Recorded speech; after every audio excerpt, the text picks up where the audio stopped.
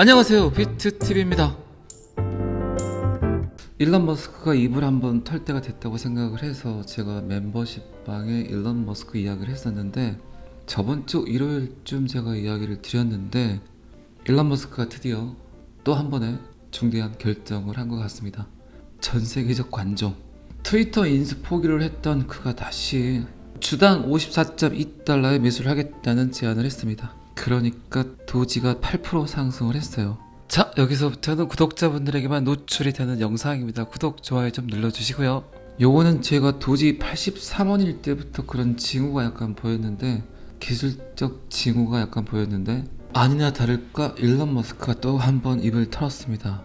도지코인은 8%, 트위터 주식은 12% 상승을 했고, 어쨌든 전 세계에서 지금 돈이 가장 많은 놈이기 때문에 그가 말을 하는 것들에 대해서는 엄청난 힘을 갖고 있죠. 10년 전, 20년 전에 공중파 방송의 역할을 하는 지금 SNS, 트위터, 인스타그램, 페이스북, 오히려 지금은 이런 SNS 채널들이 훨씬 더 강력한 힘을 갖고 있죠. 점점 TV를 보는 시간보다 여러분들도 유튜브를 보는 시간들이 점점 많아지고 있죠. 스마트폰이 인류에게 가져다준 가장 큰 혁명 중에 하나가 미디어 혁명이죠. 방금 전에도 말씀드렸지만 점점 공중파의 위력보다, 그들의 광고보다, 그들의 힘보다 지금은 SNS의 위력이 훨씬 더 클 거라고 생각을 합니다. 전 세계에서 돈이 가장 많은 놈이 거대 SNS 플랫폼 기업을 인수를 한다. 방금 전에 삼겹살 10인분을 먹더니 또다시 냉면을 5인분을 추가를 한다. 점점 그의 배는 커져만 간다. 이럴 수 있겠죠. 일론 머스크의 트위터 인수 계획은 어쨌든 더 큰 인프라를 만들기 위한 도구죠. 그리고 더 큰 영향력을 갖기 위한 도구고, 여러분들은 지금 어쩌면 유튜브 알고리즘에 의해서 여러분들의 생각을 지배당하고 있다는 생각을 한 번쯤은 해보셨죠. 점점 갈수록 보고 싶은 걸 보게 되는 게 아니라 보여지는 걸 보게 되는 인공지능 알고리즘에 의해서 여러분들의 생각이 점점 변하고 있습니다. 그렇기 때문에 지금 우리에게 필요한 건, 제가 예전에 한번 이야기를 드렸지만 문학이 필요하죠. 종이책이 필요하죠. 이럴 때일수록 AI가 돌리는 알고리즘의 지배를 받기 싫어하신 분들은 사이사이 종이책 페이지를 한 장씩 넘겨보시는 게 훨씬 더 그 지배에서 벗어날 수 있는 유일한 방법이라고 생각을 합니다. 그래서 저는 아직도 종이책을 좋아합니다. 침을 살짝 묻혀서 책장을 넘기는 그 소리가 아직까지는 제 귀에는 좋습니다. 이렇게 계속해서 스크롤을 해서 올리는 그런 자료보다는 종이책이 갖고 있는 정서, 종이책이 갖고 있는 지식들이 아직까지는 더 제 머릿속에 잘 들어오는 것 같습니다. 일론 머스크의 주기가 다가오고 있다. 한 번 정도 더 세상의 이목을 받고 싶어 할 거다. 일론 머스크가 제일 싫어하는 게 그거 같아요. 세상 사람들에게 자신의 이름이 점점 잊혀지고 있다는 그 강박증을 버리지 못하는 것 같습니다. 어쨌든 이런 행위들이 그가 생각하는 가장 큰 마케팅의 영역일 수도 있겠죠. 돈을 주고 TV 광고를 하는 것보다, 비용을 지불하고 온라인, 오프라인 광고를 하는 것보다 오히려 일론 머스크의 이런 행위들이 훨씬 더 큰 광고 효과 아닐까 싶습니다. 어쨌든 도지는 제가 영상에서도 여러 번 말씀드렸지만 일론 머스크의 배우가 너무나 좋다. 언제든지 업그레이드 할 수 있다. 물량을 소각시키고 발행 개수를 제한해버리면 도지는 후광이 좋기 때문에 배우 세력, 배우 조종자, 이런 마인드들이 짱짱하기 때문에 언제든지 떡상할 수 있다. 조금이라도 도지코인은 갖고 가는 게 좋다. 자, 일론 머스크, 전 세계에서 돈이 가장 많은 놈의 기사는 여기까지만 보시고요. 지금 XRP 가격은 679원 정도 하고요. 635원, 637원의 저점을 만들고 상승을 할 거다. 떨어지게 되면 그 지점까지 올 거다. 그런데 635원을 제가 이야기한 것 같은데 그날 보니까 637원까지 왔더라고요. 그러면 제가 말씀드린 대로 635원이 아니라 어쩌면 637원, 언저리가 저점이지 않았나. 지금 보이는 가격은 약간 약반등을 보이는 그 가격이 아닌가. 어쩌면 635원이 안 올 수도 있겠다. 이런 생각들을 하실 수는 있겠죠. 어쨌든 그러나 차트는 차트일 뿐. 그런데 지금 또다시 XRP 차티스트들이 차트를 보고 삼각수렴 이야기를 하고 있습니다. 이놈의 삼각수렴은 올 초부터 끊임없이 나왔던 분석이죠. 그런데 단 한 번도 상승을 하지 않았는데 오늘 보여드릴 데이터는 약간 그래도 의미 있는 그런 차트 분석이 아닌가 싶습니다. 그리고 지금 이 데이터의 제목도 참 유치하게 만들었어요. 어떻게든 지금은 제 썸네일도 그렇지만 대중들에게 보여짐이 더 훨씬 중요하기 때문에 썸네일을 보고 낚이신 분들도 많이 계시죠. 저도 어쩔 때는 제가 썸네일을 써놓고 좀 심한 거 아닌가 이런 생각을 합니다. 제가 영상 중에 한번 물어봤던 적이 있죠. 제 썸네일이 좀 자극스럽냐 물어봤는데 괜찮다는 반응들이 많았기 때문에 그냥 제 하고 싶은 대로 계속 썸네일은 써나가도록 하겠습니다. 이 기사의 제목은 어쨌든 XRP는 모든 사람을 울게 만들 수 있다는 제목을 가지고 기사를 써내려 가고 있습니다.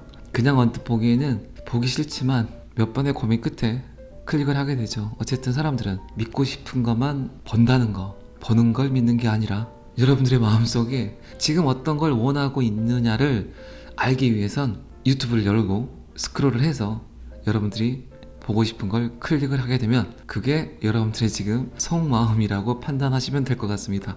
어쨌든 울게 만든다고 하네요. 기쁨의 눈물인지 슬픔의 눈물인지는 이제 살짝 봐보면 알겠죠. XRP 가격은 9월에 급등을 한 후 또 다른 중요한 랠리의 정점에 있을 수 있다. 익명의 거래자이자 투자자인 크립토랜드에 따르면 XRP 암호화폐는 문샷 로드 과정에 있을 수 있다고 이야기를 했습니다. 문, 단, 샷, 원샷, 스냅샷 뭐 이런 거겠죠. 정확한 의미는 거대한 도약을 하기 위해서 준비를 하고 있다는 표현이 맞을 것 같아요. 어쨌든 투더문 할 수 있는 그 패턴에 와 있다. 그리고 제가 지금 확대를 하고 있지만 또다시 삼각형을 만들면서 아주 약간 덜 만들어진 트라이앵글 패턴을 보여주고 있습니다. 자, 그러면 이 차트를 보게 되면 일봉이기 때문에 약간의 시간이 더 필요하겠죠. 제 생각에는 5일에서 6일 정도. 지금의 횡보를 지속하게 된다면 이제 그 뒤에 떡상할 수 있다겠죠. 그런데 차트는 제가 항상 말씀드리지만 차트일 뿐 오해하지 말자. 이거 아시죠? 차트대로 가지 않는다. 삼각 수렴의 끝자락에서 그 지점을 보고 호재를 발표할까요? 리플의 승소를 발표할까요? 그러지는 않을 겁니다. 어쨌든 문샷 러드, 거대한 도약의 시작점이란 건 저도 비슷한 생각을 하고 있습니다. 크립토랜드가 공유하는 가격 차트는 XRP가 대칭 삼각형을 형성한 것으로 보인다. 이러한 패턴은 일반적으로 통합 기간 동안 형성이 된다. 진행 중인 추세의 방향은 상승세이며 이는 더 큰 상승을 하기에 아주 좋은 소식이다. 지금 SEC와 리플 소송은 양측 다 약식 판결을 신청을 했다. 어느 날 갑자기 하루아침에 중요한 미팅 중에 영화를 보고 있는데 삼겹살에 소주를 한잔하고 있는데 자고 일어났는데 와이프와 싸움을 한번 했는데 그 사이에 갑자기 리플과 SEC 소송이 끝날 수 있습니다. 부부간에 싸움을 할 때 가장 빨리 끝날 수 있는 방법은, 가장 빨리 화해할 수 있는 방법은 소송이 끝났다는 소식이 들리게 되고 떡상을 하게 되면 바로바로 끝나겠죠. 어쨌든 차트는 차트일 뿐 너무 신뢰하지 마시고요. 리플 사지 마세요. 부부끼리 싸움도 하지 마시고 사이좋게 잘 지내세요. 리플을 갖고 계시잖아요. 지금 여러분들은 싸울 일이 뭐가 있습니까? 이제 웃을 일만 남았겠죠. 자, 이 기사도 여기까지만 보시고요. 현대금융의 가장 나약한 모습을 보였던 얼마 전 영국 총리 발표, 종이화폐, 명목화폐, 그리고 달러, 파운드, 그 끝이 다가옴을 대중들에게 힌트를 줬던 그런 발표 아니었을까요? 현대금융 시스템의 마지막 카드 돌려막기의 끝. 제가 영상에서 2번 이야기 드렸지만 누군가는 빚을 내지 않으면 그 빚은 절대 갚지 못하는 돈이다. 은행에 없는 돈이다. 보이지 않는 돈이다. 그렇기 때문에 자꾸 은행에서, 금융권에서 여러분들께 차 사라, 집 사라, 신용대출해라, 할부로 갖고 가라, 파이낸스를 이용해라 하는 겁니다. 결국 그런 돈놀이들 때문에 엄청나게 많은 돈이 뿌려지고 신용이 창조가 되고 은행 안에 돈만 들어가면 그 돈이 10배, 100배, 1000배가 되는 건 순식간이죠. 누군가에게 돈을 받아서 또다시 그 돈을 뿌린다. 그런데 그 사이에 상상 거래가 되는 이자라는 돈.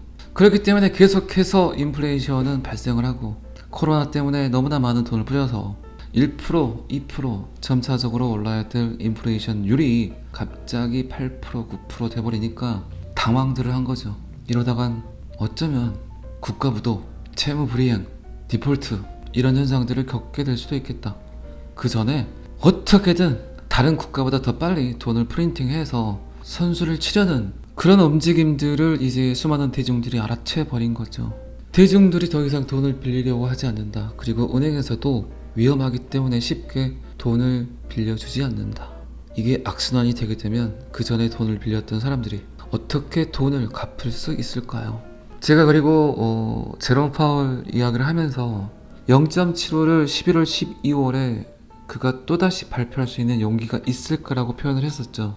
그리고 제가 0.5를 이야기를 했는데, 예측을 했는데 0.5도 아니고 0.25 정도로 생각하지 않을까라고 제가 한번 이야기 드린 적 있죠. 그런데 제 생각대로 될 것 같아요.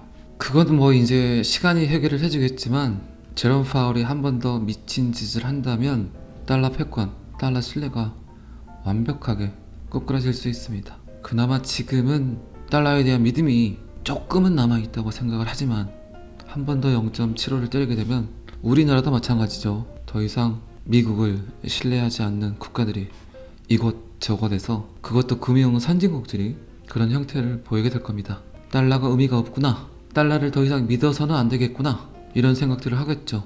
달러 보유고를 낮추고 그 돈들을 달러보다 더 안전한 곳에 보내려고 하겠죠.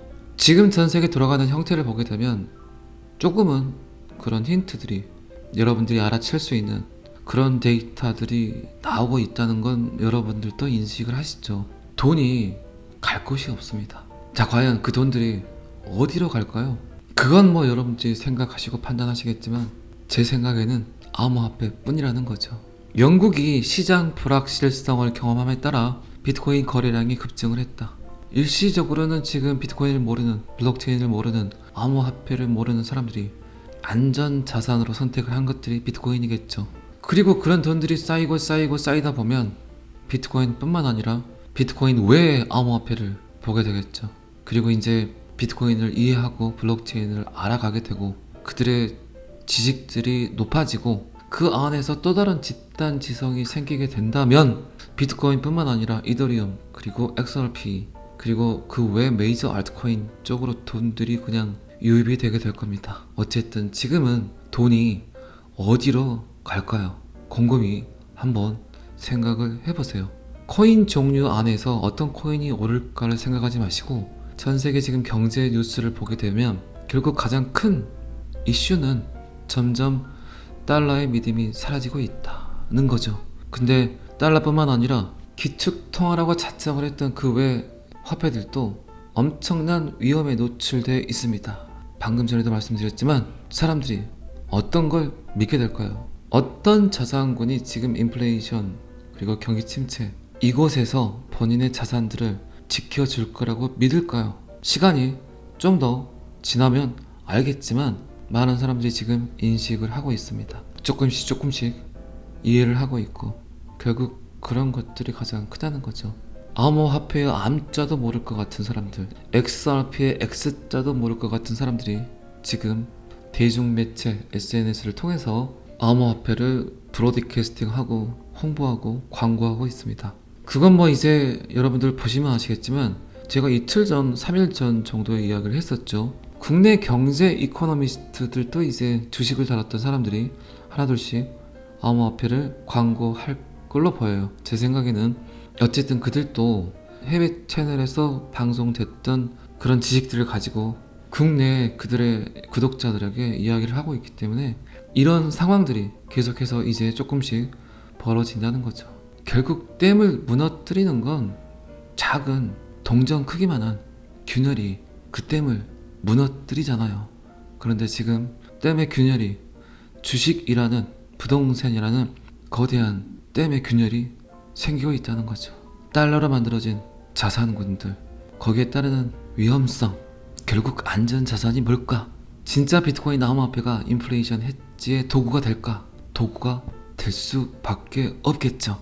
최근 보여진 비트코인의 거래량 상승은 비트코인의 안전을 추구하는 사람들이 거래량을 주도했다면 초기 디지털 화폐 상품에 대한 매우 흥미로운 전환점이 될 것이다.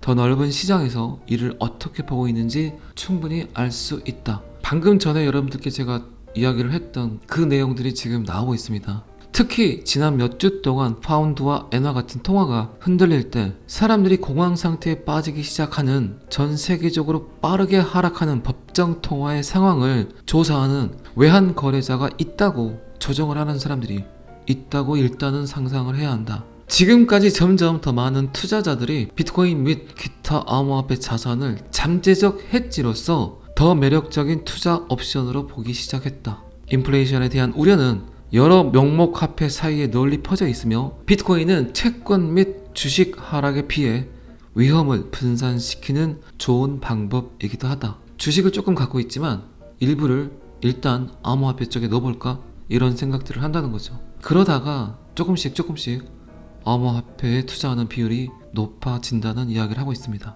자산 클래스가 계속해서 대중화되고 더 많은 기관이 가치 제한을 인식함에 따라 거래량 증가는 이러한 새로운 추세 변화를 나타낼 수 있다.